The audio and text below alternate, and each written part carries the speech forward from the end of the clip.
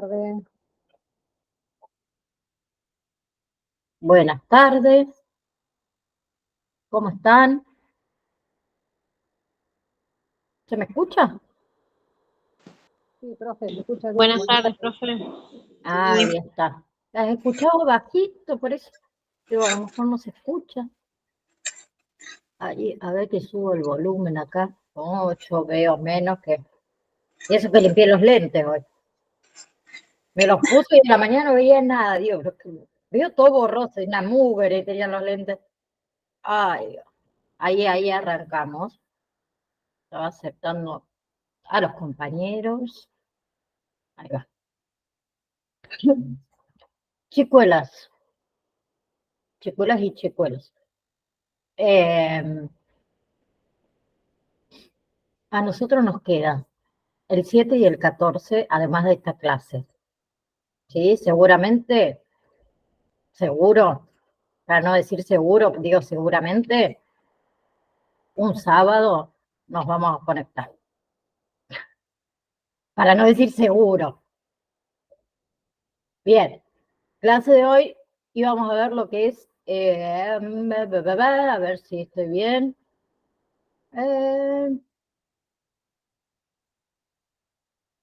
Parálisis cerebral.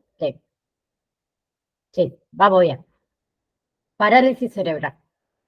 Sí, viste, estaba José también, por eso después digo chicas y después se me enoja José que ahí está. Pobrecito que lo... Demasiado, José, te cuidaron hasta ahora, mira, que no te hicieron ni bullying, que ya te queda nada para terminar. Bien, sí. ¿Viste? Nadie se metió con el hombre del curso. Escuchen, parálisis cerebral entonces. ¿Qué es la parálisis cerebral? La pérdida completa de la función muscular. ¿Sí? Que puede ser temporal o puede ser permanente. Bien, puede ser localizada también o puede ser generalizada, o sea, de ambos lados del cuerpo o de un solo lado del cuerpo también. ¿Sí? Puede afectar entonces la parte, los miembros, mejor dicho, inferiores, que ahí hablamos de paraplegia. Y si afecta tanto a los miembros inferiores como a los miembros superiores, hablamos de cuadriplegia. ¿Sí? Entonces, la parálisis cerebral es un grupo de afecciones que afecta el movimiento y afecta la postura. ¿Sí? Y en realidad se debe ese daño a ciertos daños, valga la redundancia, ocurridos en el cerebro. ¿Sí? Con respecto, obviamente, a lo que fue el desarrollo del cerebro. La mayoría de las veces eso ocurre antes del nacimiento.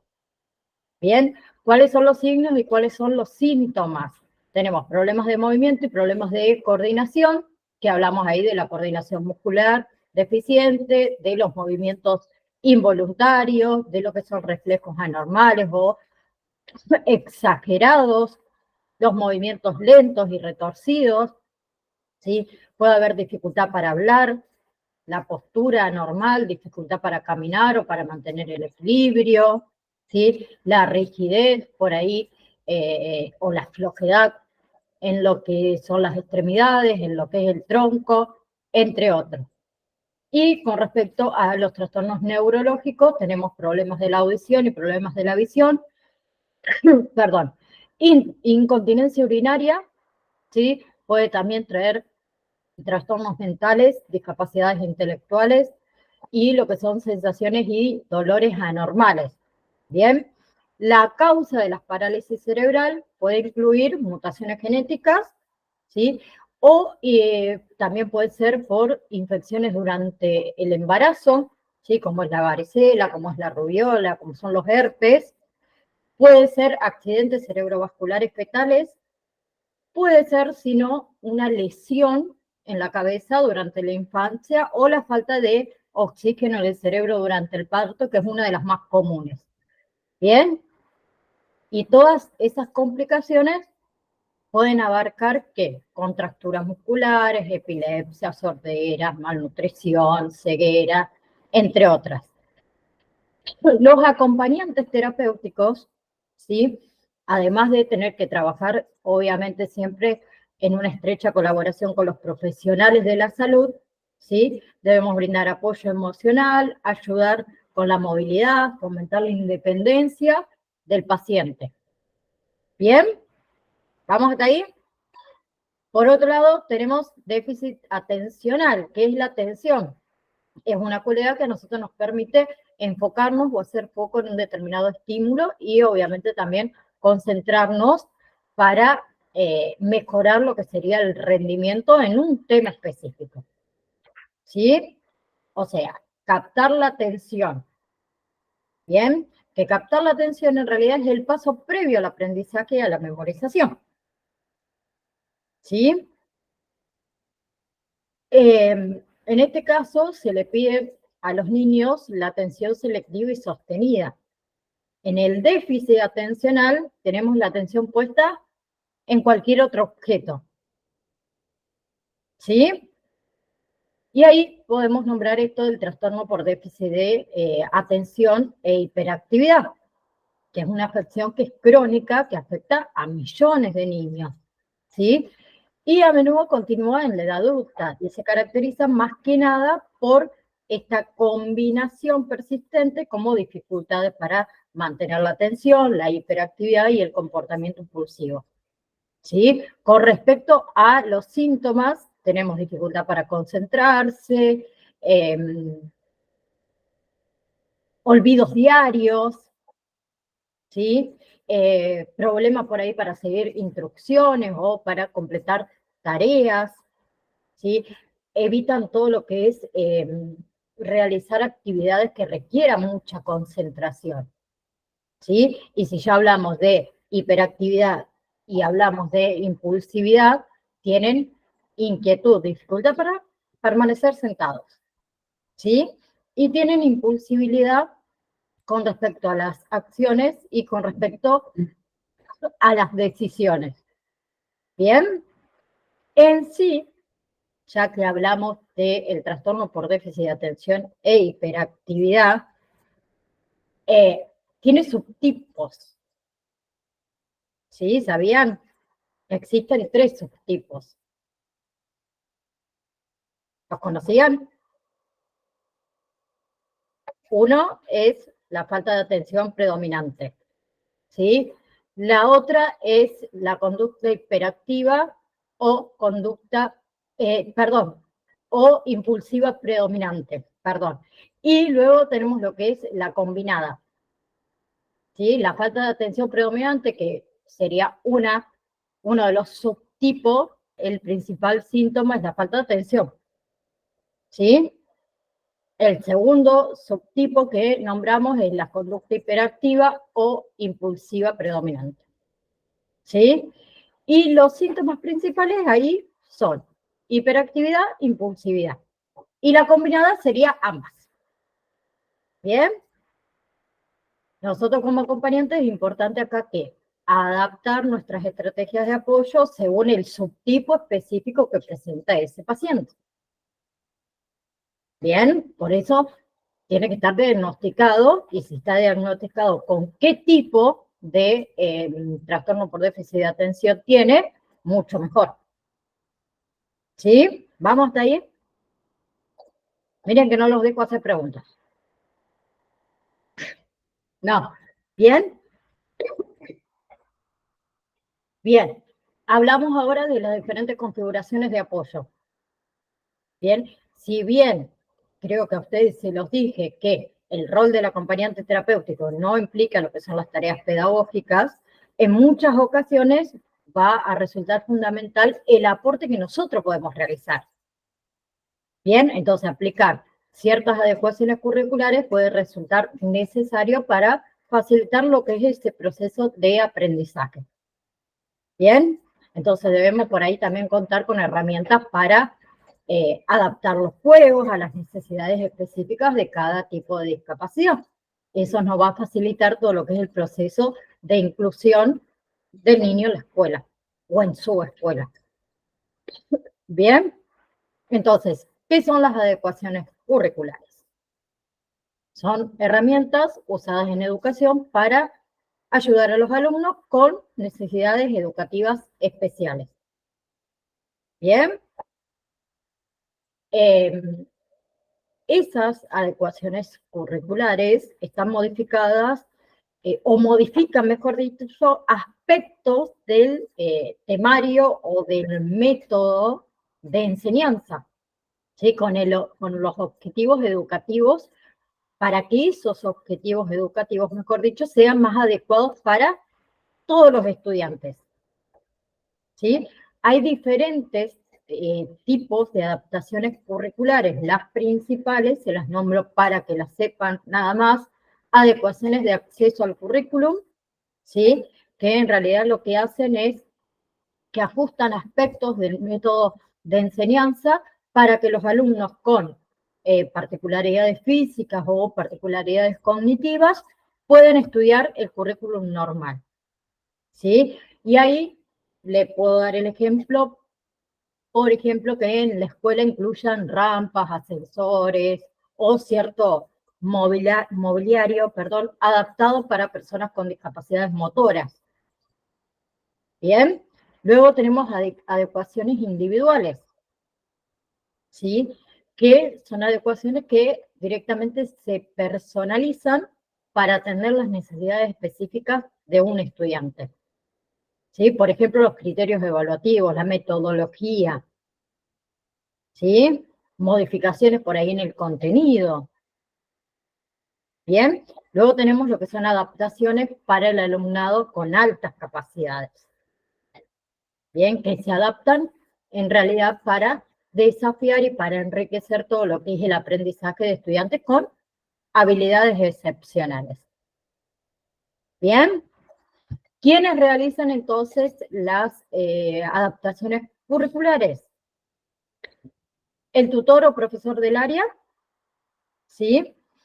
El agente, sí, los agentes de aprendizaje, ¿sí? O el equipo de coordinación. Bien. Bien. Otra cosa que va a ser sumamente necesaria acá es la familia. La familia, ¿qué hace? Controla y estimula al alumno, ¿sí? Fuera del centro escolar. ¿Bien? ¿Sí? Bien. Ustedes tienen su clasificación, si yo no me equivoco, en el PDF, que tienen adecuaciones curriculares de acceso al currículum o adecuaciones poco significativas y las otras adecuaciones significativas. No sé si lo llegaron a leer a esa parte. Pau, vos que creo que estás con el PDF, no sé si llegaste a ver que tienen esa clasificación, ¿no? Bien.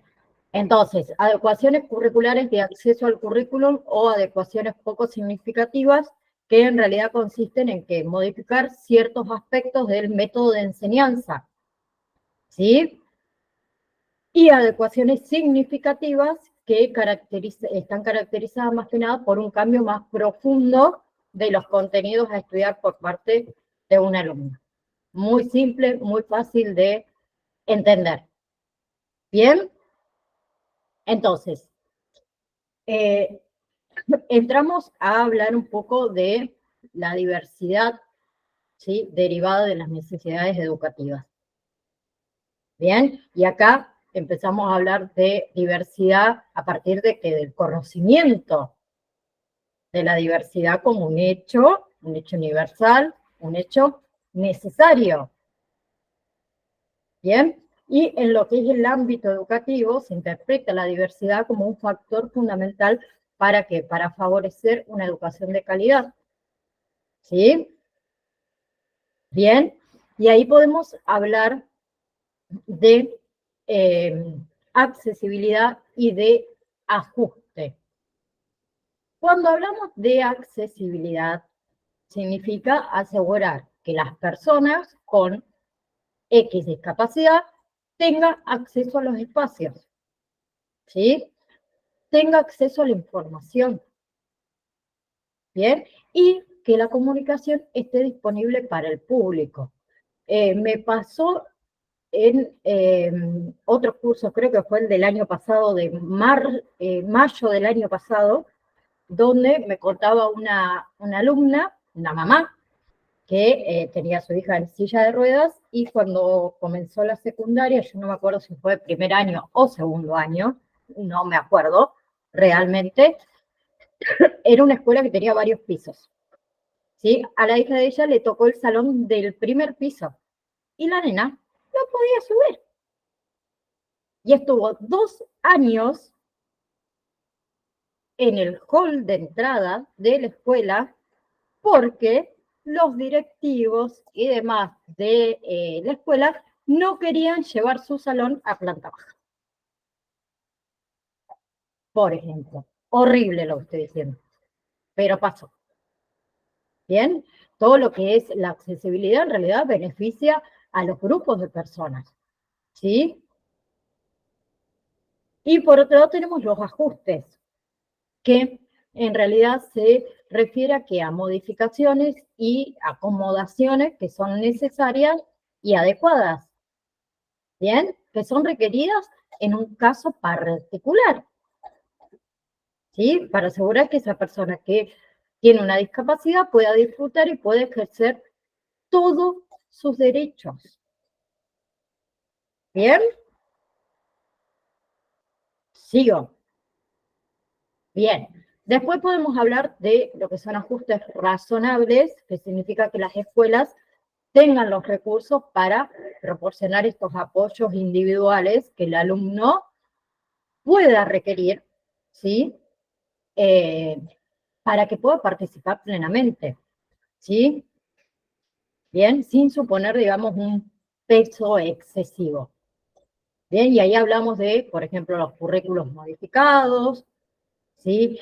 La ayuda adicional para el maestro en el aula, el tiempo adicional quizás para hacer un examen o un trabajo práctico, ¿sí? Ahí también podemos hablar de esto que yo les conté recién, de mover la clase del segundo piso a la planta baja.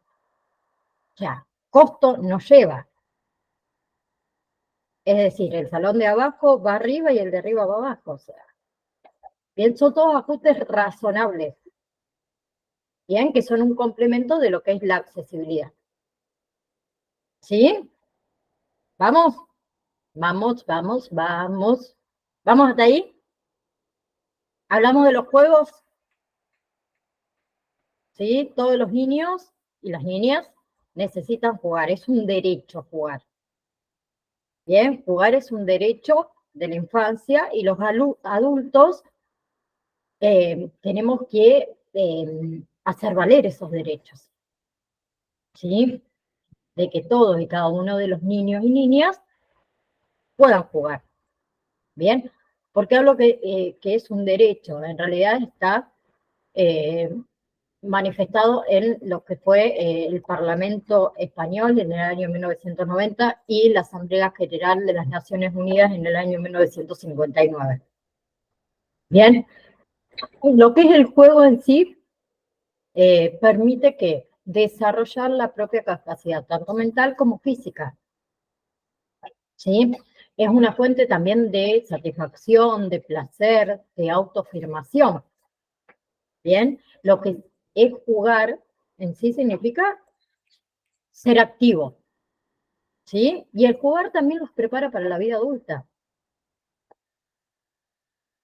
¿sí? Entonces, perdón, todo lo que sería una carencia importante de juego en la infancia va a ocasionar un desarrollo incorrecto, ¿sí? O incompleto de la personalidad del niño o la niña. ¿Bien? Bien. Ahora les pregunto a ustedes, que no estoy segura si se los pregunto a ustedes o creo que al otro grupo. ¿Qué es la inclusión?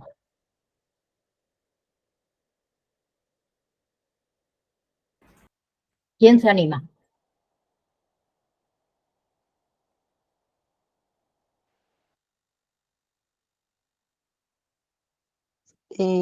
Hola, buenas tardes. Es cuando la inclusión es cuando le hacemos, o sea, es obligatorio la inclusión hoy en día, por ejemplo, en una fábrica textil, elaborar prendas para tallas especiales por la inclusión social.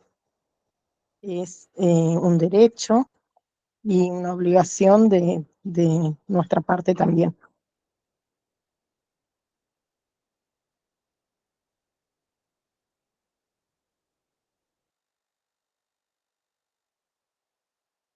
No se escucha, profe, no sé si se escucha. No se escucha el audio suyo. Perdón, tenía el micrófono apagado. Perdón. Bien le dije a Sandra, pregunté si alguien tenía alguna otra explicación.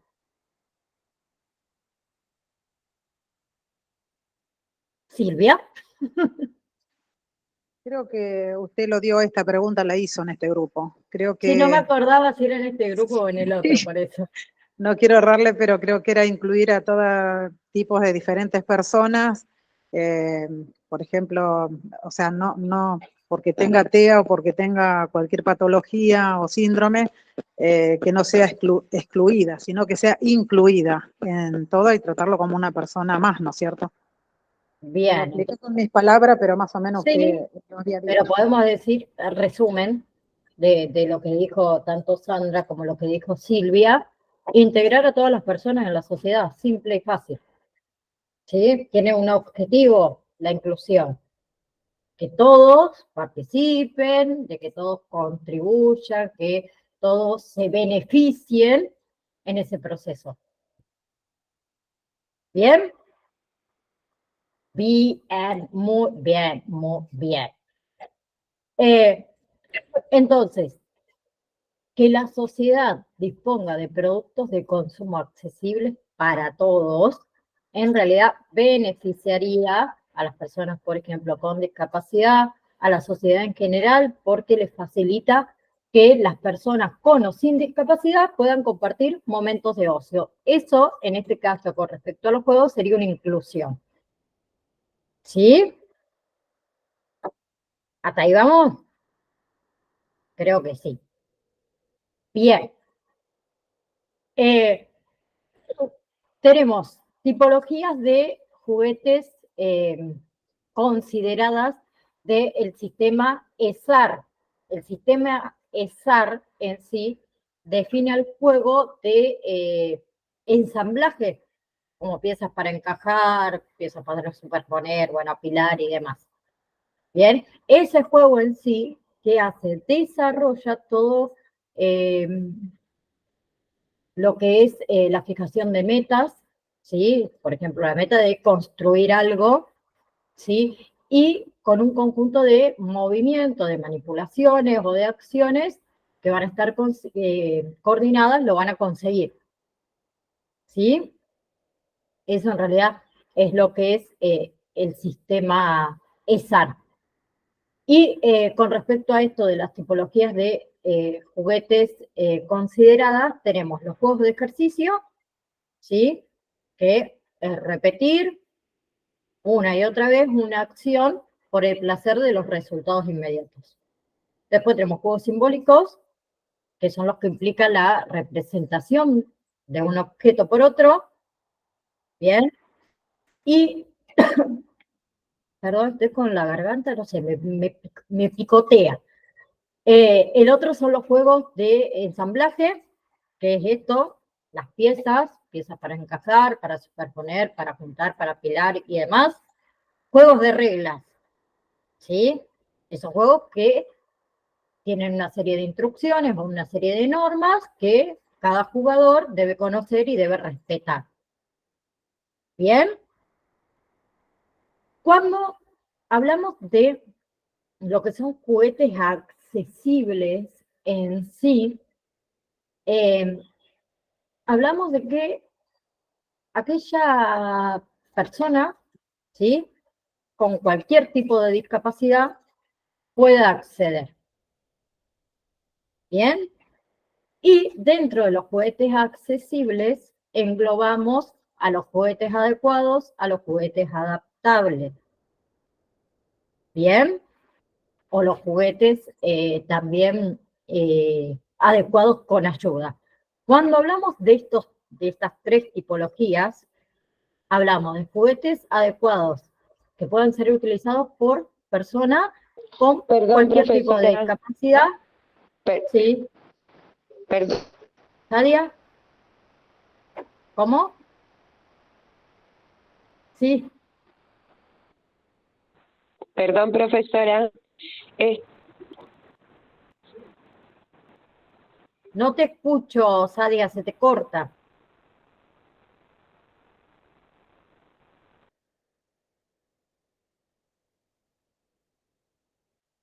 Si querías preguntar algo, por ahí si se corta. Es justamente eso lo que le quiero decir. No sé si es mi internet o es que... No, es que eso quería decirle, perdón. No sé si es mi internet o es que porque se siente todo ocupado. Bien, los demás, ¿cómo me escuchan a mí? No sé si a las demás se escucha así o es mi internet. Se escucha Bien, claro, porque yo a Sadia la escucho entrecortada, a lo mejor puede ser tu internet. Si los demás me escuchan bien, les decía, con respecto a esto de los juguetes adecuados, esos juguetes que pueden ser utilizados. Puede ser mi internet. Bien, pueden ser utilizados por cualquier persona con discapacidad y que se comercializan. ¿Sí? Bien, pero no se aprovechan al 100%. Luego tenemos todo lo que son juguetes adaptables, ¿bien? Que son aquellos que para poder ser utilizados por personas con discapacidades necesitan algún tipo de adaptación. ¿Sí? Esto de los juguetes adaptables, perdón, los juguetes adecuados con ayuda, mil disculpas, se me había ido, son también estos juguetes que en realidad se comercializan y demás, pero de igual manera necesitan estas personas con algún tipo de discapacidad ayudita extra, podemos decirlo. ¿Sí? Vamos a ver las diferentes discapacidades que hay, ¿sí? Para después seguir con los juguetes y cómo podemos adaptar ciertos juguetes. Bien, con respecto a las discapacidades, tenemos discapacidad auditiva, ¿sí? Donde todos los juegos, por ejemplo, los juegos reglados, van a ser los menos accesibles. Porque muchas veces se necesita que el lenguaje, la comunicación entre los jugadores. ¿Bien? Bien. ¿Cuál es la dificultad que tienen las personas con discapacidad auditiva con respecto a estos, por ejemplo, estos juegos reglados, por ejemplo, que son menos accesibles? La dificultad en realidad es que desarrollan en sí el mismo nivel cognitivo, pero más lento, ¿sí? Tienen un nivel también de coordinación menor. ¿Bien? Y con respecto a lo que son las características, estructuran su realidad de forma diferente las personas que tienen discapacidades auditivas, ¿sí? Y también tienen una evolución diferente del juego y del lenguaje. ¿Bien? ¿Vamos? Entonces, todo lo que son los juegos reglados, por ejemplo, en este caso, son los menos accesibles. ¿Sí? Con respecto a esto de la discapacidad auditiva, hay, ustedes creo que en su PDF también lo tienen, consejos para seleccionar un juguete o un juego. Bien, uno es, por ejemplo, los juguetes que tengan control de volumen, ¿sí? O que tengan esta opción o esta salida de audio para poner auriculares. Bien, para los niños por ahí con restos auditivos. ¿Sí? Otra cosa es cuando seleccionamos estos tipos de juegos o juguetes que tengan efectos perceptibles además de los sonoros, como son las luces, como son las imágenes, como son las vibraciones. ¿Sí? Y tenemos que tratar de evitar todo lo que es el acoplamiento, ¿sí? Que depende también mucho del tipo de audífono que tenga la persona. ¿Sí? Y sugerencias para lo que es la adaptación, se pueden modificar, ¿sí? Muchos de estos juguetes para usar auriculares. ¿Sí? Podemos traducir también todo lo que son los efectos sonoros en efectos perceptibles como es la vibración. ¿Sí? O traducir todo lo que son los mensajes orales a mensajes escritos, porque para lo demás necesitamos saber algo de tecnología, ¿no? Sí, no todos sabemos. Luego tenemos, perdón, discapacidad motora. ¿Sí? La discapacidad motora implica trastornos óseos, trastornos musculares que llevan a la dificultad en la movilidad. Bien. Tienen dificultad las personas con discapacidad motora con respecto al juego o a los juguetes, a el manejo de ese juego o de ese juguete. Los juegos de ensamblar, por ejemplo, tienen por ahí un poco más de dificultad. Los juegos estos de construir tienen dificultad por ahí para el desplazamiento, ¿sí? En la precisión de movimientos, de coordinación. ¿Bien? Bien. Características de los juegos para personas con discapacidades motoras. ¿Sí? Los juegos en sí están condicionando, están condicionados, no condicionando, condicionado a la discapacidad de movimiento que tiene el individuo. ¿Sí? Y generalmente estos niños son los que más requieren de la asistencia de un tercero para poder jugar. Bien, entonces los consejos para la selección de un juego o de un juguete es que su manipulación sea accesible. ¿Sí? Si el juguete tiene juegos para presionar, que sean fáciles de presionar. ¿Sí? Si los juguetes son piezas para encajar, que sean fáciles de encajar. Vieron que vienen algunos que son durísimos, no podés despegar las piezas para encajar o no las podés directamente encajar porque tiene que hacer mucha fuerza. ¿Sí? Juegos que no exijan rapidez. ¿Sí? Juegos que no requieran movimientos simultáneos.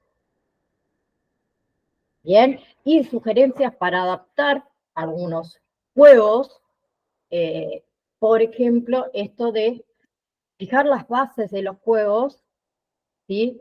A un antideslizante para que no se ande moviendo, engrosar las piezas o los mangos de X juguete, por ejemplo, utilizar lo que son, por ejemplo, las cuerdas de arrastre o para arrastrar, ¿sí? Elementos que tengan relieve para que se les sea mucho más fácil el agarre, ¿sí? Después también vienen los reposacabezas, los chalecos o los cinturones para que pueda mantener la postura, ¿sí? Luego tenemos lo que es discapacidad visual, ¿sí? Que incluye diversos problemas que conducen a distintos grados de discapacidad. ¿Sí? ¿Se acuerdan? Desde la disminución hasta la ausencia total de, perdón, de lo que es la visión. ¿Sí? Entonces, cuando hablamos de la accesibilidad, también está a los juegos, los juguetes, tienen dificultades, por ejemplo, con los juegos de reglas, con los juegos de construcción, ¿sí? Que suelen ser mucho más dificultosos para los niños con esta disminución. ¿Sí? Las características que tienen es que las personas con discapacidad visual, o los niños en este caso con discapacidad visual, no se desplazan hacia los objetos, ¿sí? Ellos mayormente tienden a jugar juegos simples, juegos repetitivos, por ahí tienen falta de imaginación, poco interés por los objetos, ¿sí? Tienen dificultad para comprender nociones espaciales, todo lo que son los juegos simbólicos, ¿sí? Y tienen mucha dependencia del adulto. ¿Bien? Entonces, ellos adquieren todas esas funciones a su propio ritmo, ¿sí? Y hay que motivarlos para que exploren los juguetes, explicarles dónde están, cómo son, estimular todo lo que es la percepción de texturas, de formas, de tamaños. ¿Bien? Entonces, a la hora de adquirir un juego, un juego o un juguete, para estos niños traten de buscar diseños sencillos, ¿sí? Diseños que sean fáciles de identificar al tacto, ¿sí?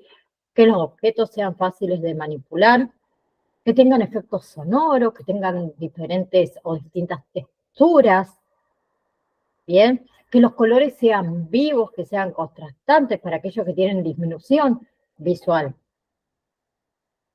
¿sí? Y que sean compactos, ¿sí? Que no se desmonten, digamos, tan fácilmente. ¿Bien? Sugerencias para la adaptación, ¿sí? Si el juego, por ejemplo, tiene un texto o tiene ciertas instrucciones, o lo traducimos al sistema Braille, que no todo el mundo lo sabe, pero tenemos algo que sí podemos hacer todos, grabaciones de voz. Muy simple. ¿Sí? Después podemos incorporar sonidos, podemos incorporar texturas, ¿sí? Que sustituyan al estímulo visual. Bien. Juegos de mesa, colocarle relieves, ¿sí? Colocarle también esto de la sujeción hacia el piso o autodeslizantes y demás. Bien. Y en lo que son los juegos simbólicos, se recomienda pegar las piezas para evitar que se desarmen. ¿Bien? Bien. Discapacidad intelectual. Las indicaciones de las edades de los juegos, ¿sí? Solo son orientativas, ¿sí? Porque él mismo debe elegir en función a sus gustos, en función a sus intereses, a las características, a las posibilidades, ¿sí? De cada niño, más allá de su edad cronológica. Bien, ellos reciben, ellos procesan, ellos organizan la información con dificultad, con un poco más de lentitud, ¿sí? Y todo lo que es sus posibilidades, todo lo que son sus tiempos de respuesta, también son más limitados y lentos. ¿Bien? Cuando hablamos de las necesidades de los juegos con respecto a la discapacidad intelectual, realmente favorece lo que es el desarrollo cerebral, ¿sí? Con todo aquello que posibilite, obviamente, la llegada de la información exterior, la percepción de estímulos sensoriales, ¿sí? Bien. La estimulación temprana a través del juego, ¿sí? Pero, ¿qué pasa con la estimulación temprana? A veces hay una sobreestimulación que tampoco está buena, ¿sí? Entonces hay que tener un equilibrio. Bien, por eso hay personas que realmente estudian estimulación temprana. ¿Sí? Una sobreestimulación tampoco está buena en ningún niño. ¿Sí? Entonces, consejos para la selección de juegos o juguetes para niños con discapacidades perdón, intelectuales. Una, que sea fácil manejo de todo lo que son sus funciones para poder fomentar la autoestima de ese niño o niña. Bien, que los diseños sean sencillos. Eso le va a permitir al niño o niña trabajar la generación de los aprendizajes.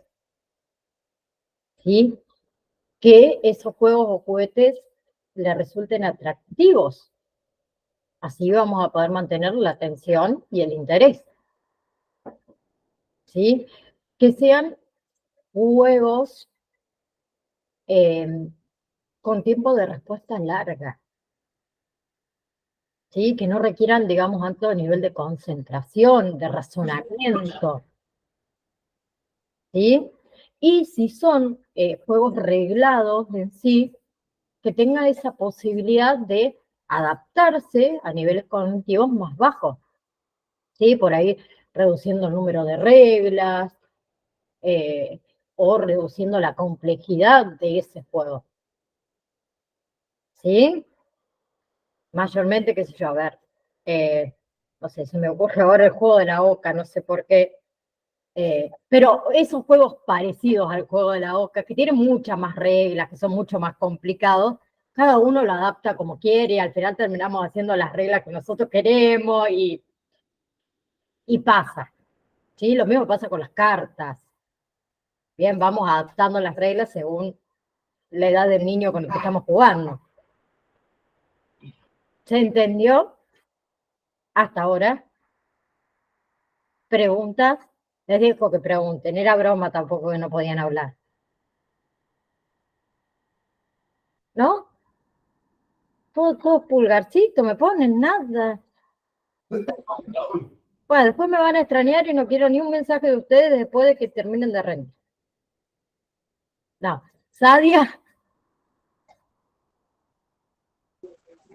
Sí, yo, porque estoy con la discapacidad intelectual, hoy en día hay muchas cosas en internet que justamente es lo que realizamos, son juegos, yo le digo los juegos caseros. Sacamos un pedacito de una cosa, otro poquito de otra, y se facilita, porque es como que tenés, como ya lo he comentado, tenés que enseñarle 3, 4, 5 idiomas en un aula. Entonces, para las diversidades que tengo en el aula, hago eso. A unos se juegan con fichas, otros con números, otros con dibujitos, los pictogramas, y la mayor parte de los juegos que tenemos los hemos realizado ahí en el centro. Sí, juegos caseros. Lo que decimos, es en ¿no? sí, los juegos caseros, las cosas de mesa, ¿no? Los trabajos de mesa que realizamos. La mayor parte Sí. es todo casero hoy en día, porque realmente un juego sale carísimo. Muy caros salen los juegos para las personas con discapacidad. Entonces, bueno, tratamos de hacerlo lo más acorde posible, como para que, bueno, gracias a Dios tenemos un profe de dibujo, entonces, bueno, él los pinta, yo le digo los camufla a los cartones. Es así, pero en realidad hoy nos arreglamos de esa manera. Bien, bien, Sadia. Gracias por compartirlo. En el otro curso de acompañante terapéutico en la niñez, el último módulo que hablamos de los juegos, yo a los alumnos le hago que realicen, caseros obviamente, juegos para, no sé, lo que fuera, cualquier tipo de discapacidad o trastornos, hacemos eso, Sadia. Sí, los juegos caseros, chicos. Hoy con un pedacito de cartón, no hace falta ni pintarlo, prácticamente un fibrón, una tijera, un poquito de boligoma o de cinta, armamos un juego. ¿Sí? Perdón, de acuerdo a las necesidades de cada niño. Bien.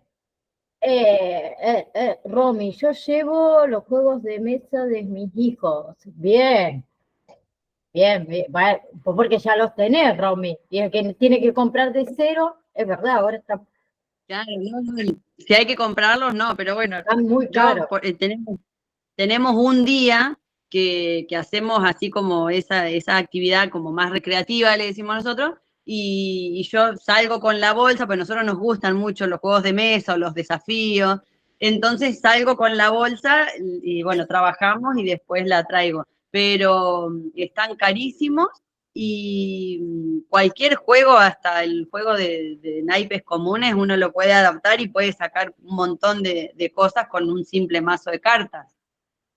Por eso digo, con lo más mínimo podemos hacer un montón de cosas, muchas cosas. El tema es tener, como dice Sadia, tener un poquitito de imaginación. Tampoco tenemos que ser ni Picasso ni nada por el estilo, ¿no? Un poquito de imaginación y ahí adaptamos todo. ¿Sí? Bien. Algo que creo que me quedó pendiente, antes de comenzar con lo que es bullying, es el tema de los informes. ¿Sí? Nosotros debemos, como acompañantes, una vez que obviamente consigamos nuestro trabajo, comencemos a trabajar y demás, debemos hacer entregas de informes. ¿Sí? El informe es, digamos, una síntesis, ¿sí? Un recorte de la información que nosotros fuimos recabando durante X tiempo. ¿Bien? En ese texto, en ese informe que nosotros seguramente nos van a pedir realizar, ¿sí? Se da cuenta del estado actual o de los resultados sobre un asunto específico. Bien, esos informes, esos documentos, esas síntesis, pueden ser utilizados con el fin de registro administrativo, de herramienta terapéutica, que eso es lo primordial, o como documento legal y documento ético. Bien, en lo que es el informe, en realidad hay dos modalidades. Una escrita, ¿sí? Un pequeño resumen, o de forma oral. Bien.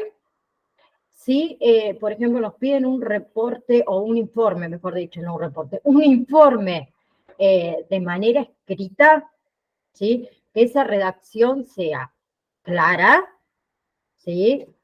Que sea lógica, que sea coherente, ¿sí? Tener presente a quién va dirigido ese informe, ¿bien?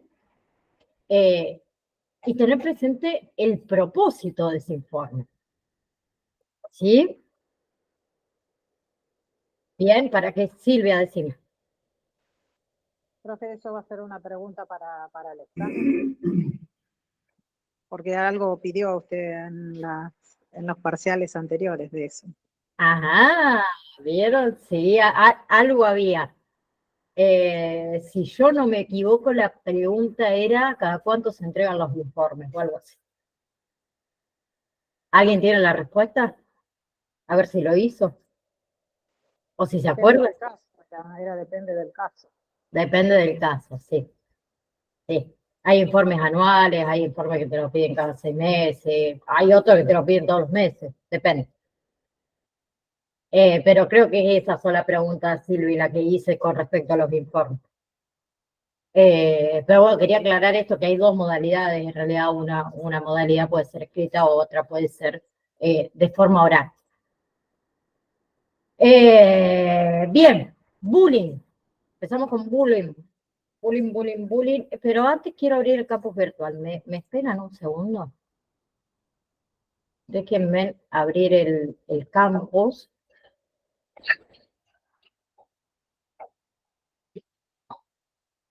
Nosotros somos marzo.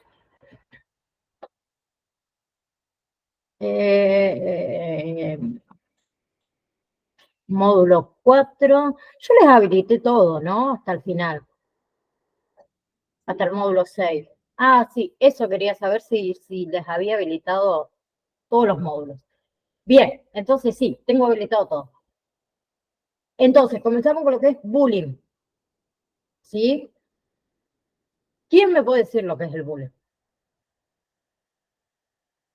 Para ustedes, ¿no?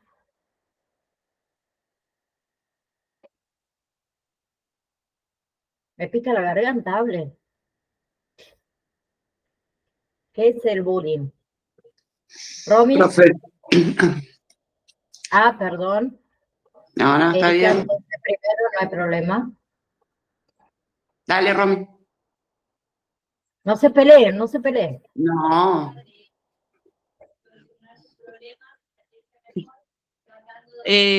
No, porque mi hija Ay, no, escuchó no. la pregunta, está leyendo y me dice, mamá, el bullying es... no, Ah, con no, su- Romy, entonces vos no No, decís. pero se metió. No, yo No, digo, no. no le escuché. Yo digo Vos- agresión física, verbal, no verbal, que puede sufrir una persona. Mira, y me Bueno. está corrigiendo acá atrás, ¿podés Bueno, creer? profe? tu hija está escuchando, ¿no? Decile a tu hija, tener el micrófono cerrado. Para Bien, retarme se vino, no es eso, me No dicen. está completo. bueno, ¿cómo te llamas? Perdón. Zoe, Zoe, decime qué es el bullying. el bullying es una agresión que puede ser física o verbal, en la que una persona que es el agresor trata de hacerse de él sentirse mejor y solucionar sus problemas haciendo sufrir a otra persona. Wow, ¿cuántas veces lo leíste? No, ninguna. Recién. No, no. Espectacular. No Bien. sé. Bien, y ya que estaba, que participe, ¿no? Está tomando clases gratis, no me participa, ¿no vale? Bien, Acá todos en casa participan, ¿eh? Ahora porque quedamos nosotras dos, pero si no, todos empiezan a opinar acá y no me dejan escuchar. sí, Romy, creo que ya conocemos toda la familia, nos faltaban un par ahí. Bien, Erika, ¿querés agregar algo a lo que dijo Romy, a lo que dijo su hija también? No, Zoe ya dijo todo. Ya no, nos Fíjate. jodió, ¿no? Yo la quería poner a prueba y al final me salió mal. Nos pasó el trapo. Nos pasó el trapo. Perdón. Bien, entonces, bullying es una convención ética, perdón, ética no, tácita, para hacer el vacío a alguien de forma rotunda, de forma severa. ¿Sí? Es una conducta o son conductas reiteradas de agresión física recurrente, de insultos, de humillaciones públicas, de rechazos explícitos o lo que son tareas forzadas. ¿Sí? Son conductas en sí que tienen que ver con la intimidación. Bien, la tiranización, las amenazas, el aislamiento, ¿sí? Los insultos. ¿Sí? Entonces, una situación en la que un alumno es agredido, ¿sí? O se convierte en víctima cuando está expuesta en forma reiterada a acciones negativas que llevan a cabo otros alumnos o varios alumnos. ¿Bien? Nosotros acá en este caso estamos hablando de el aula de la escuela, pero el bullying no solo se aplica en el ámbito escolar. ¿Sí? Y después les voy a decir, les voy a nombrar, mejor dicho, los diferentes tipos de bullying que hay. El bullying tiene características, o sea, para que haya bullying debe existir víctima, ¿sí? Una desigualdad de poder, ¿bien? Y la acción agresiva repetida. Bien, en este caso de las escuelas, la víctima suele ser un solo alumno. Bien, y la intimidación se puede hacer en solitario o en grupos. Bien, pero mayormente se intimida a un sujeto concreto. Bien, tipos de bullying: bullying físico, verbal, psicológico y social. ¿Sí? Bullying físico, hablamos de puñetazos, de empujones, de tirar con objetos o agresiones con objetos, que es uno de los más frecuentes en las escuelas, las patadas.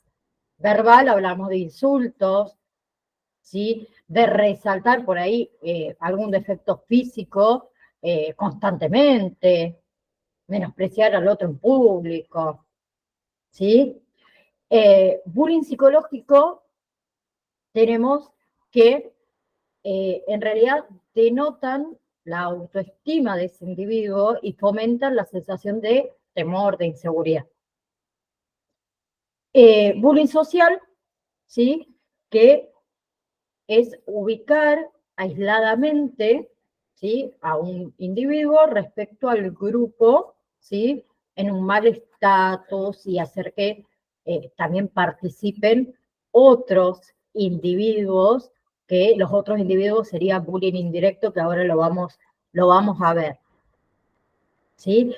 Lo que quiero dejar en claro es que todos los componentes psicológicos o el componente psicológico en sí está presente en todas las formas de maltrato. Siempre. ¿Bien? Entonces, tenemos formas de acoso escolar, bullying directo, bullying indirecto. Bullying directo es aquel que se refiere a un comportamiento agresivo que va dirigido directamente a la víctima. ¿Sí? Y es evidente quién o quiénes son los victimarios. Bien, bullying indirecto hace referencia a que la manipulación que se genera hacia el hostigamiento, ¿sí? Sin conocerse al responsable de la agresión, sin hacerse visible, podemos decirlo. ¿Sí? A pesar de que el bullying se caracteriza por acosar, intimidar o hostigar, también se puede reconocer 5 tipos, ¿sí? Que en realidad se clasifican dependiendo de la actuación de los victimarios. Y es como que el agresor emplee varios tipos de bullying a la vez, ¿sí? ¿Para qué? Para maximizar el temor en la víctima, ¿sí? Con el objetivo de que esta víctima esté totalmente vulnerable. Entonces vamos a nombrar, perdón, algunos de los tipos de bullying. Uno que se los nombré anteriormente es el bullying psicológico, que es el más común, ¿sí? Y como les dije antes, se considera que está presente en todos los tipos de acoso escolar, en este caso, que se encarga de infundir miedo a través de, por ejemplo, miradas amenazantes, actitudes violentas, chantajes, ¿sí? Los agresores, es decir, que emplean este tipo de bullying, suelen obligar a las víctimas, ¿sí?, a ejecutar ciertas acciones de manera forzada, ¿sí? Y las víctimas lo hacen porque le tienen miedo. ¿Bien? Están todo el tiempo con esa sensación de que lo observan, ¿sí? Bien, el bullying psicológico puede ser directo o puede ser indirecto, ¿sí? Y generalmente lo que es el bullying psicológico lleva más tiempo de ser detectado por los profesores, por los docentes, por los padres. ¿Por qué? Porque no existe una manifestación física o una prueba, digamos, concreta que demuestre el acoso. ¿Bien? En la mayoría de los casos, los padres de niños o niñas que sufren bullying psicológico son los que se percatan, ¿sí?, de una situación irregular. ¿Bien? ¿Por qué? Porque el comportamiento de sus hijos, ¿sí?, no es el comportamiento que realmente lo caracteriza. Si un niño es tranquilo o suele ser tranquilo, ¿sí?, y lo llaman de la escuela, ¿sí?, porque cometió un acto indebido. No es normal. Normal entre comillas, porque la normalidad no existe. ¿Bien?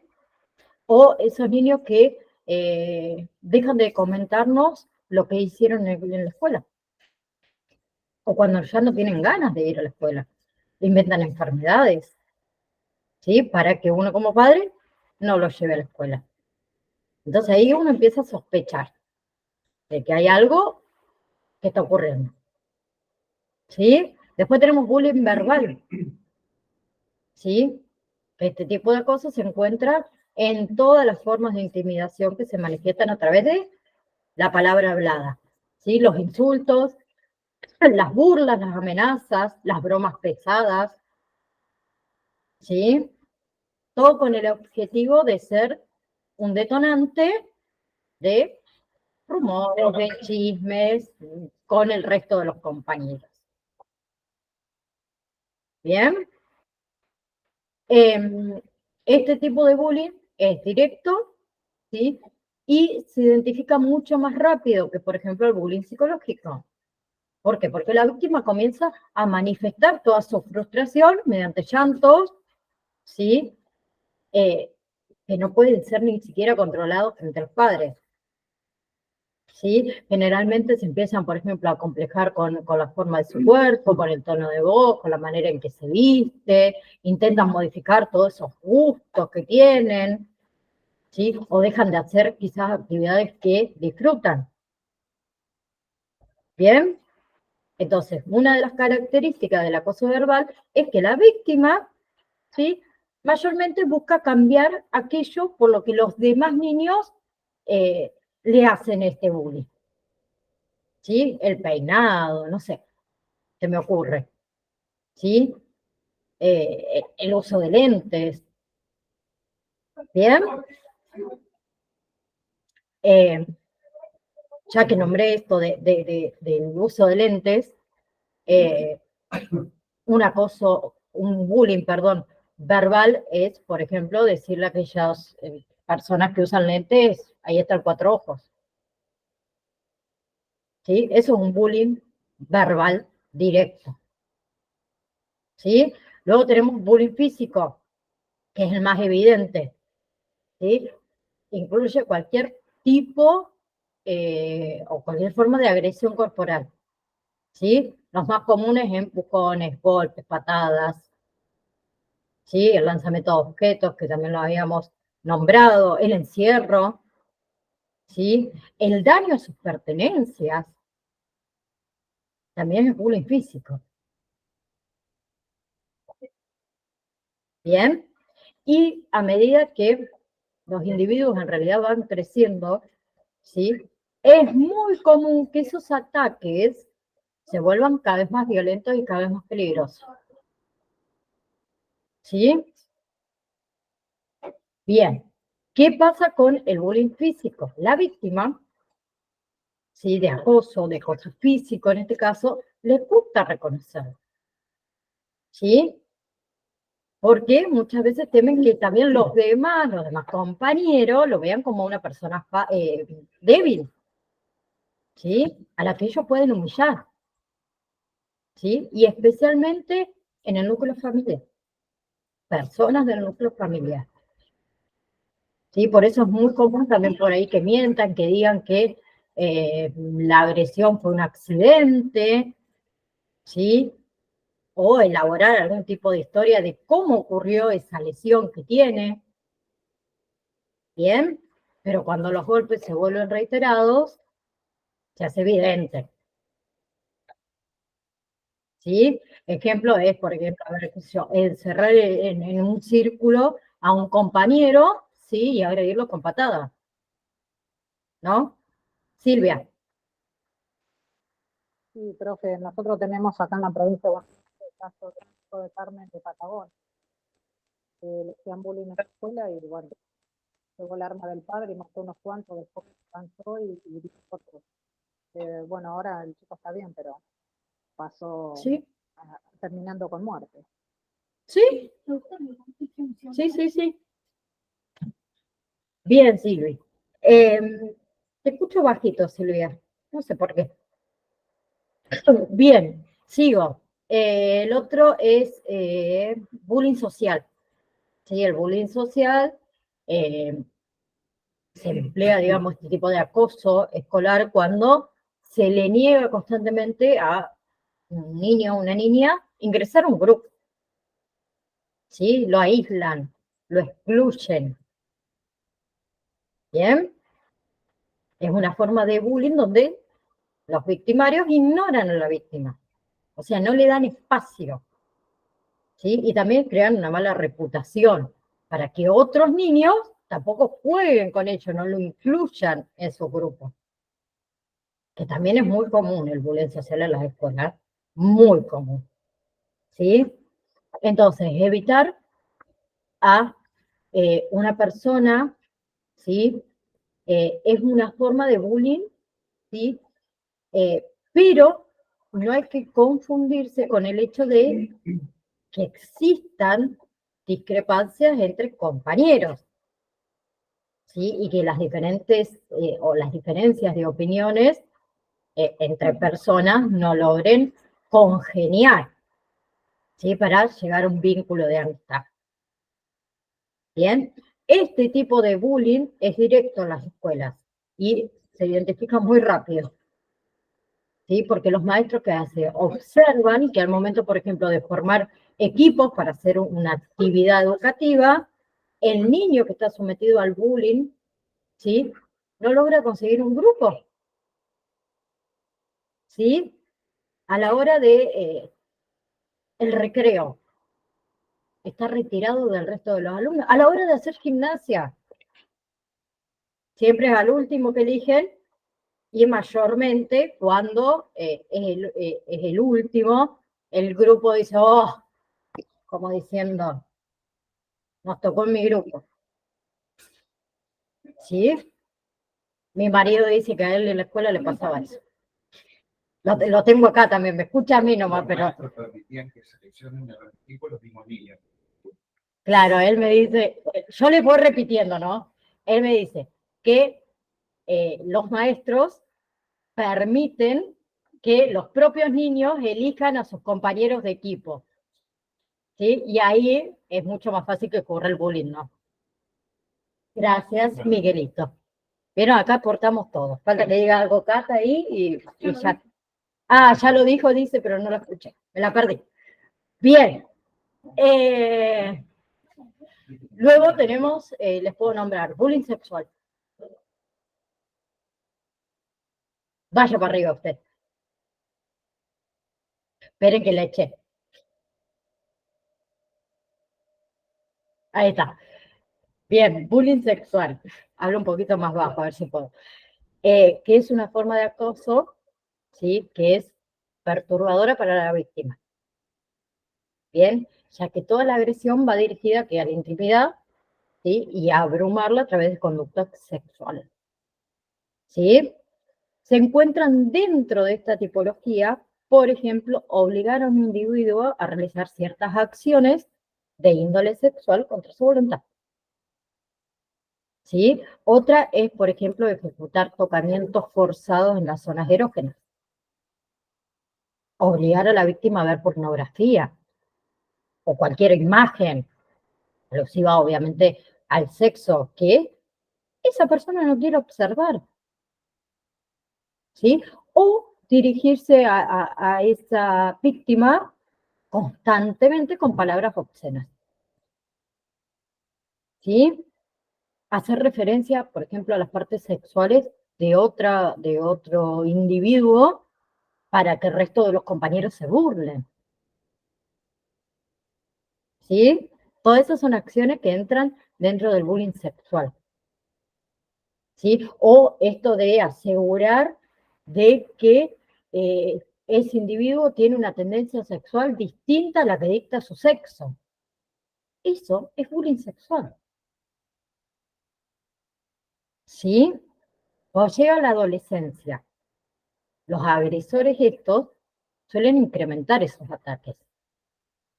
¿Sí? Y ahí, por ejemplo, le exigen a las víctimas que tome alguna foto mostrando partes de su cuerpo, la obligan a besarse, a tocarse los genitales con otras personas, ¿sí? Y en los casos más extremos, a tener relaciones sexuales. ¿Sí? Silvia. ¿Qué patología tendría la persona? Porque creo que el enfermo sería la persona que hace bullying. ¿Qué patología tendría? Claro, uy, y algo psicológico seguro, ¿no? No es normal. Cualquier tipo de bullying, algo no anda bien. En cualquier tipo de bullying. Mayormente, ¿qué pasa cuando hay bullying? ¿Quién es el que termina buscando ayuda a un profesional? El que es atacado. La víctima. ¿Y quién creen que necesita más ayuda? El victimario. El que hace bullying. Pero es el que no recibe nada más que, ay, hijo, eso no lo tenés que hacer. ¿sí? Sadia. ¿Dónde Sí, está? Ahí. quería comentar acerca de lo que, del tema anterior de bullying de la escuela. No hace muy poquito tiempo, yo tengo una de mis nietas, tiene 10 años, y el grupo del grado de ella son muy compañeritas todas, ¿no? Siempre han ido desde jardín, la mayor parte todas juntas. Y hay una nena que, como dice la señora, pretende ser la líder del grupo, y es que ella pretende siempre jugar a lo que ella quiere, jugar de cómo quiere, decidir qué color tienen que llevar. Mirá vos lo que es, decidir qué color tienen que llevar, por ejemplo, las medias. Mañana nos venimos de medias celestes o mañana nos venimos de medias rosadas. Es como que ella quiere ser la líder. Y hay otra que no permite que la domine. Entonces ahí vienen los problemas.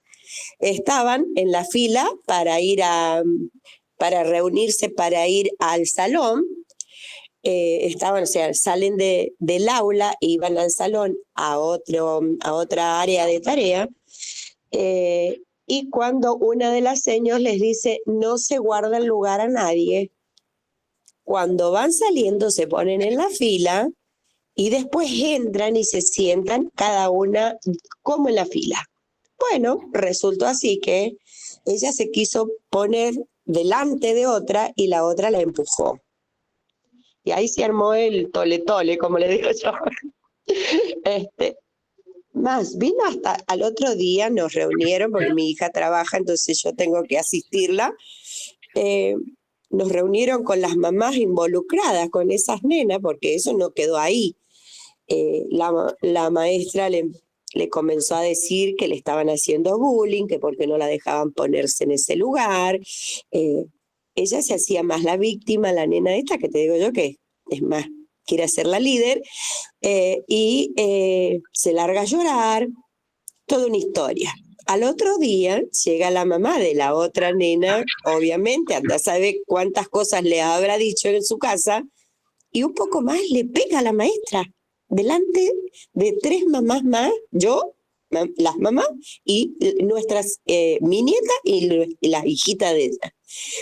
Yo te digo, no sabía cómo reaccionar, y lo primero que tenía, o sea, me di apuro porque una de las niñas lloraba de la situación que estábamos viviendo ahí, y le decía a la mamá, cuando te salgas de la escuela, te voy a agarrar de las mechas, bueno, de todo le decía, la insultaba, le decía de todo. Yo digo, ¿hasta qué punto llega esa situación, ese bullying, que desde la casa lo traen así? O sea, que quieren hacer lo que ellos quieren. Y es como decías recién con el bullying físico. La empujo, ya no fue solamente lo verbal. Entonces me dice mi nieta, pero ¿por qué tenemos que hacer lo que ella siempre quiere? Dice, nosotros no podemos disponer donde nos queremos sentar. Ella nos dice, vos sentate acá, este lugar es para ella. Entonces es como que se rebelaron, ¿viste? Te digo, creo que todavía no está resuelta la situación, pero eso arrastra desde la casa, porque la mamá me impactó de cómo hablaba y de cómo gritaba. Claro, si los adultos no sabemos cómo comportarnos, imagínate que aprenden los niños. Exactamente, a eso voy. Te pregunto, ¿de qué edad estamos hablando los niños? ¿Qué edad tiene tu nieta? Estamos hablando de 10 años. Mi nieta tiene 10 años y va a 5º grado. Así que imagínate vos lo que va a hacer cuando sean más grandes esa nena. Y entonces mi nieta le dice a la mamá, le dice vos, o sea, mi hija por lo general tiene guardia día por medio, entonces dice, cuando vos estés en la casa quiero que hables con la seño y le digas que yo no quiero hacer eso, mira vos, porque como que ella tampoco no se anima a decirle que no a la amiga. Claro. Oh, Dios mío. Exactamente. 10 años tienen. 10 Sí, sí. Pero como les dije, hay diferentes tipos de bullying y ninguno está exento, ¿sí? Todos alguna vez en nuestra vida hemos pasado y hemos hecho bullying también, ¿sí? Quizás no conscientemente, otras veces conscientemente, ¿sí? A ver, otro que le quería nombrar es, por ejemplo, el ciberbullying, que es cualquier forma de acoso que se ejecuta a través de la web y de los medios de comunicación digital. ¿Por qué nombro esto? Porque hoy en día estamos todos con la tecnología, los chicos también. Sí, hablamos de redes sociales, de correo electrónico, de mensajes de texto, de todas estas aplicaciones nuevas de mensajería instantánea, los juegos en línea, ¿sí? Las páginas web.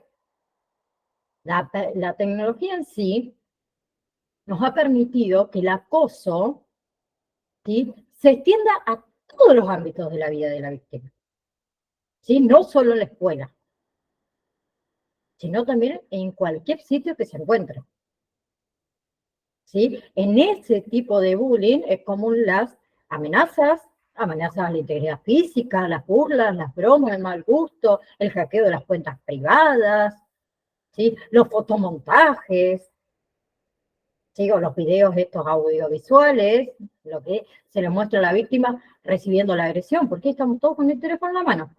Hay un accidente y en vez de ayudar, filmamos nosotros. Somos únicos, la verdad, en este mundo. Y para los que son creyentes, si Dios no tenía que mandar un castigo, era vivir. Realmente. ¿Sí? Bien.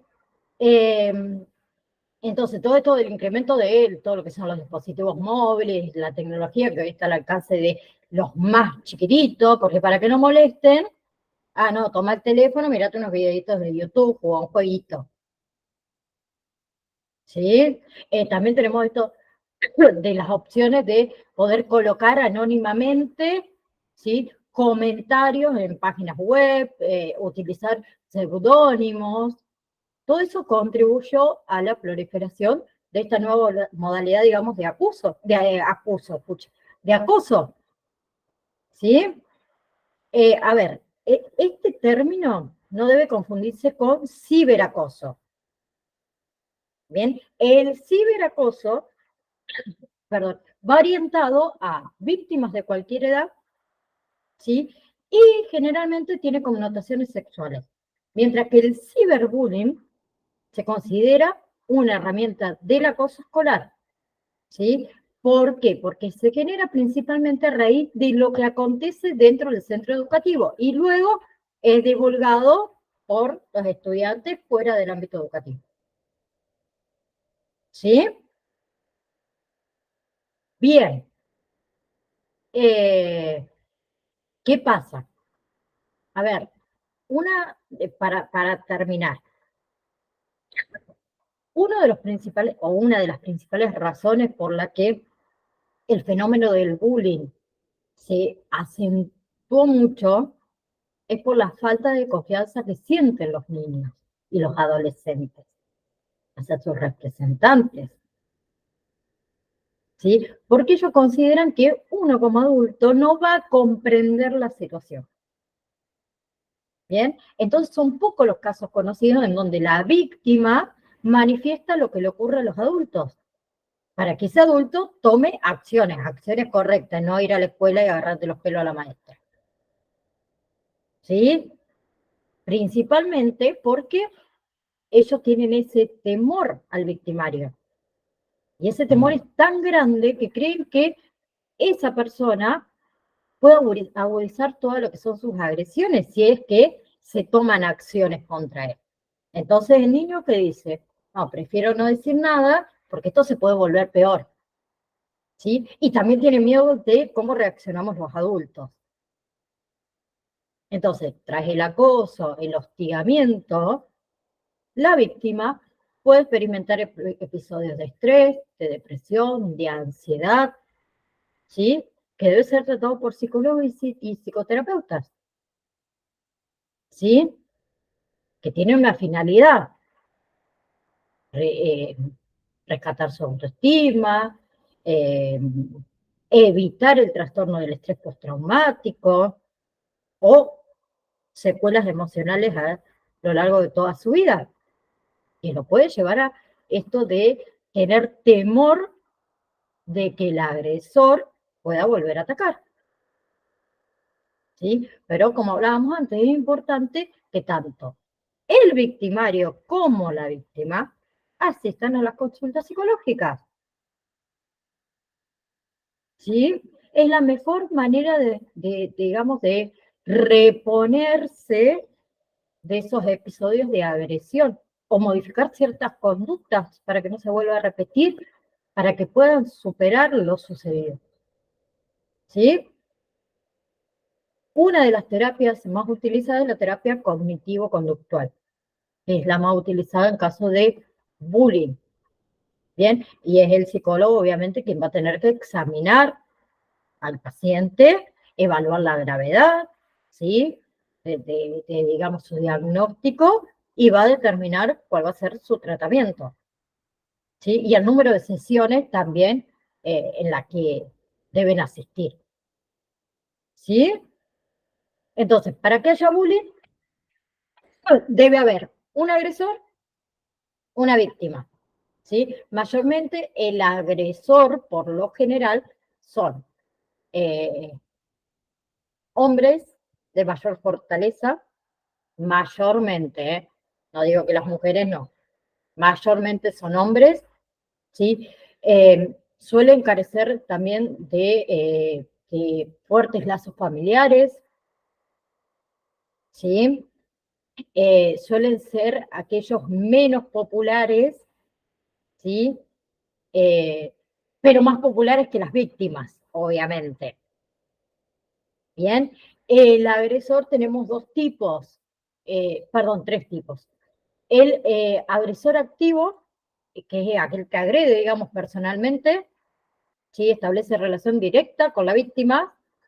Después tenemos el social indirecto, que es el que manipula, digamos, los compañeros, o manipula, mejor dicho, el comportamiento de los compañeros. Y el pasivo, es el que participa de la agresión, pero no actúa.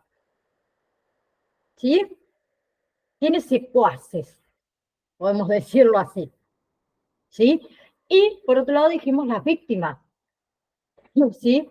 Que las víctimas mayormente son aquellos niños, niñas que no tienen un gran tamaño, que quizás denotan alguna debilidad, ¿sí? O alguna fragilidad, ¿bien? O tienen algún rasgo visible que los marca como diferente, ¿bien? Generalmente son los niños que son rechazados, aquellos niños que les cuesta socializar, son los menos populares, son aquellos niños que suelen pasar mucho tiempo en la casa, los sobreprotegidos, ¿sí? Y hay dos tipos de víctimas, activa o provocativa y pasiva. Activa o provocativa exhiben sus propios rasgos vulnerables, ¿sí? Y la pasiva son aquellas que se muestran poco y que sufren calladamente. ¿Bien? Y después tenemos los espectadores y los adultos, por otro lado. Los espectadores o espectadoras, ¿sí?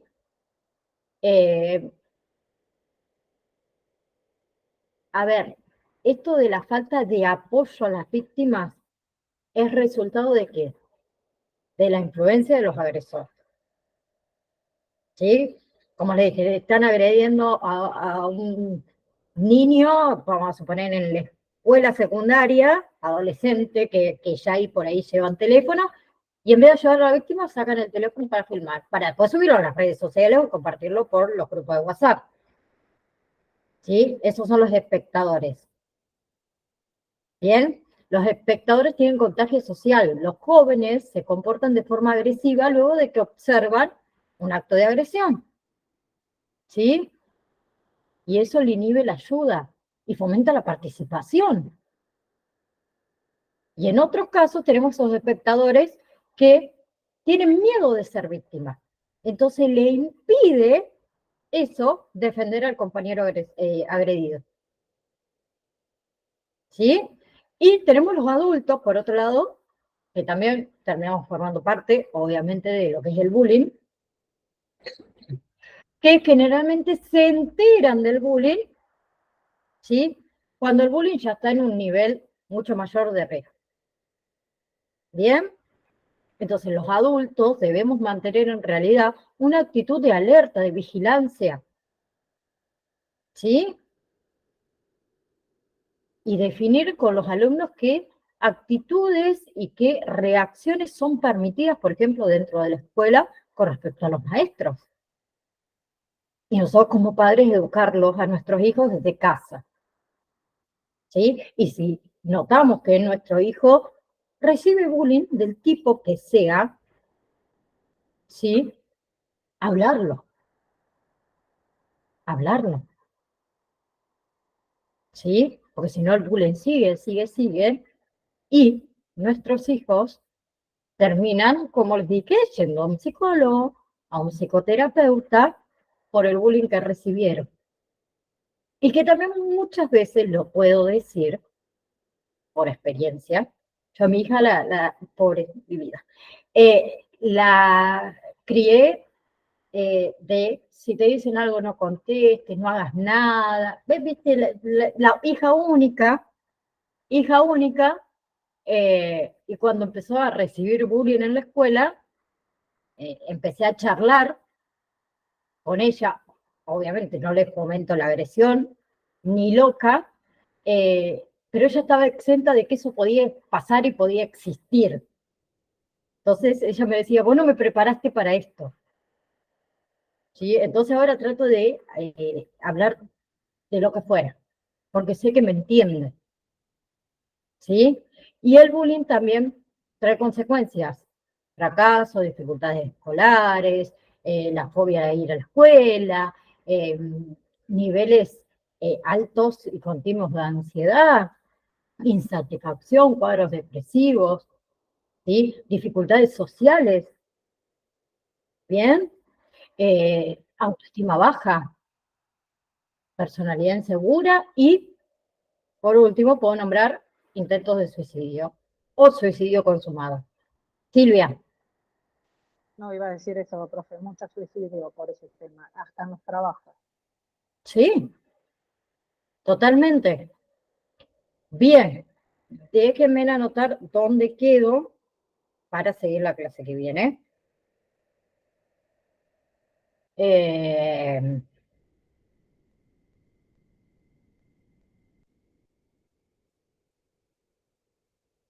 ¿Estoy bien? Ah, sí.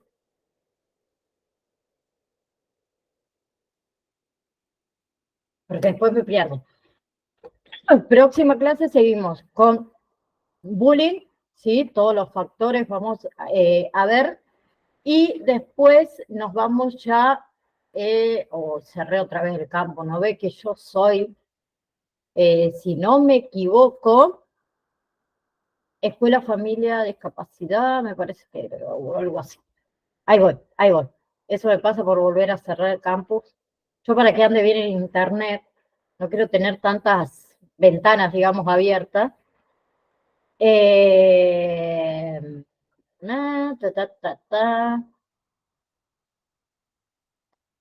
Ah,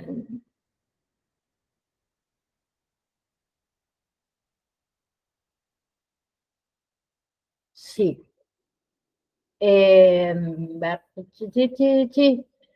Bien.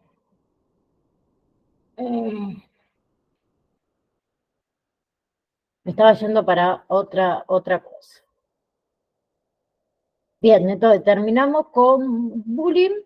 Hablamos un poquito de lo que es la elección de la escuela y ahí arrancamos con el módulo número 5, que es psicogerontología. Bien. Me quedo sin batería. Saludos, Romy, no hay ningún problema, ya terminamos. Bien, chicos, nos vemos entonces, si Dios quiere, el próximo martes el horario ya quedó, 3:30. Que tengan una hermosa semana. Gracias por estar a cada uno de ustedes. Miércoles, profe. Ah, miércoles. Bueno, Silvia, no me reten, che.